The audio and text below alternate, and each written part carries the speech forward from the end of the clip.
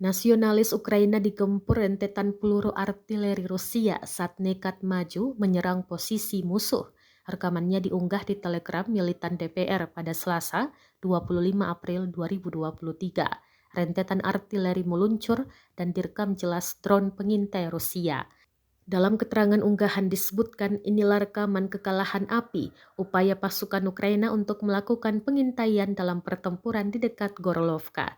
Para militan dihancurkan oleh tembakan artileri saat mencoba untuk maju. Masih harus merakit UAV lain untuk penjaga Gorlovka, jelas militer Rusia. Drone atau UAV disebut berperan penting untuk memata-matai pergerakan musuh, termasuk saat mencoba maju dan menyerang.